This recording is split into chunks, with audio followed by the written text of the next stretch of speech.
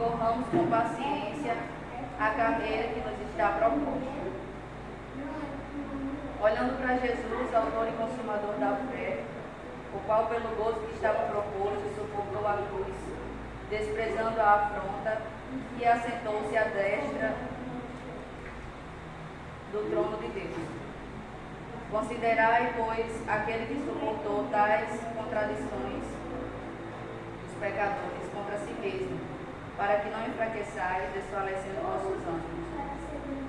Ainda não resistisse até ao sangue, combatendo contra o pecado. E já vos esquecestes da exaltação que argumenta convosco como filhos. Filho meu, não despreze a correção do Senhor, e não desmaies quando por ele fores repreendido. Porque o Senhor corrige o que ama e açoita qualquer que recebe por filho. Se suportais a correção, Deus nos trata como filhos, porque que filho há a quem o Pai não corrija? Mas se estáis em disciplina, da qual todos sois feitos, da qual todos são feitos participantes, sois em Cristo, então bastardes não filhos. Aleluia, Jesus. Além do que tivemos nossos pais, segundo a carne, para nos corrigirem, e nós os reverenciamos, não nos sujeitaremos muito mais ao Pai dos Espíritos para que vivamos? Porque aqueles, na verdade, por um pouco de tempo, nos corrige como bem lhes parecia, mas este para nosso proveito, para sermos participantes da sua santidade. Na verdade, toda correção presente não parece ser injusta, senão tristeza, mas depois produz um fruto pacífico da justiça. Nós nos exercitarmos por ela. Nos exercitarmos por ela. Amém. Aleluia. No primeiro versículo vai falar sobre essa grande nuvem de testemunhas que nos rodeia. E o que é que esse versículo quer dizer com essa tão grande nuvem de testemunhas? Às vezes, quando a gente observa, alguns falam num sentido, outros falam no outro sentido, né? Mas tudo é uma forma de interpretação de cada pessoa que lê, né? Também temos que entender que a palavra, ela é revelada por meio de estudos, da forma lógica, né? Do lado literal, mas também ela é revelada do lado espiritual. Deus pode revelar dando outro sentido totalmente diferente do que a gente estudando vê, né? O Senhor, então, Ele revela a cada um da forma que Ele vê. Então, vai falar dessa tão grande nuvem de testemunha. E olhando para o contexto dessa palavra, vai dar os exemplos dos nossos irmãos na fé e da nossa família de Cristo, né? Que era Abraão, Moisés, né, o povo de Israel. Vai falar muitos exemplos aqui e vai dizer que pela fé eles tomaram atitudes que nós normalmente, como seres humanos limitados, muitas vezes não tomamos, né? Muitas vezes por medo, muitas vezes por insegurança, né? Muitas vezes não acreditando em nós mesmos, né? Mas quer dizer que quem capacita é Deus. E se Ele dá a ordem, Ele se responsabiliza, também por você. Quando muitas vezes a gente se depara com situações de ter que fazer uma oração por alguém, quando a gente se depara com a situação de ter que falar da palavra de Deus para alguém,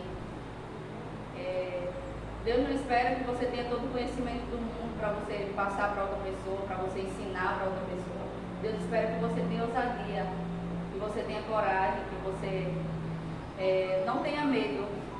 E o que Deus te mostrou até hoje, que Deus te passou até hoje, que foi o suficiente para transformar a sua vida, para te tirar do mundo, para te dar motivo de você vir até a igreja, isso é o suficiente para você passar.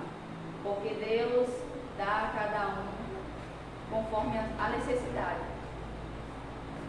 Um exemplo, a umas pessoas Deus abre o entendimento e aquela pessoa consegue absorver mais coisas e ela tem muito mais conhecimento, mas não se entristeça porque você não tem todo o conhecimento daquela pessoa, porque até aquela pessoa que tem muito conhecimento, ela não sabe tudo, né? Ela não sabe de tudo, não tem toda a ciência, né? Então, o que Deus dá a gente é porque é o suficiente para a gente saber, e o que Ele vai nos dando é porque Ele quer acrescentar na nossa vida, e isso que Ele dá para a gente não é para a gente. O conhecimento que Ele dá da gente, o conhecimento do Evangelho, o conhecimento da Palavra do Senhor, né? Os exemplos que a gente tem na Bíblia, daqueles que tiveram atitudes de fé, como vai dizendo aqui, né, no capítulo anterior, de pessoas que, vendo o mar fechado, mas deram o primeiro passo, tiveram coragem de dar o primeiro passo e seguir a orientação de Deus. Pessoas que tinham o seu único filho, irmãos vão saber quem é, né? Tinha o seu único filho, o filho tão esperado, mas teve a atitude para seguir a orientação de Deus, de levar até o sacrifício aquele filho, até chegar ao último momento, né? Tendo certeza que iria fazer aquilo, mas o Senhor foi e interrompeu a situação, né? Tiveram atitudes de fé, não é verdade? Então, esses exemplos, o que Deus vai nos permitindo conhecer, o que Deus vai nos proporcionando de conhecimento da palavra, não é para nós mesmos. A gente não pode ser, como é que diz a palavra? Pensa só em si. Egoístas, né? A gente tem que passar para outras pessoas que necessitam, porque às vezes do nosso lado, tão perto, existem pessoas carentes e necessitadas, famintas de ouvir a palavra do Senhor, né? E a gente tem o dever, nós que somos crentes, né? Temos o dever de ser semeadores. Nós temos um chamado, que é um chamado para todos. E às vezes a gente diz, não, eu não tenho chamado para isso, eu não tenho chamado. Mas existe um chamado que é específico, que é individual, que Deus dá a cada um. Um para interceder, outro para louvar, outro para pregar, outro para amar, né? Outro para aconselhar, cada um tem o seu chamado. Mas existe um chamado que é universal, vamos dizer assim, que Deus deu para todos, de forma igual, a responsabilidade igual, que foi de ir e pregar o Evangelho a toda criatura. Irmãos, eu falo isso, mas eu já tive muitas situações também que eu tive que me impor. Hoje, para os irmãos terem noção, a minha família, eu já estou quase derrubando esse negócio aqui. A minha família, eu já orei muito por minha família.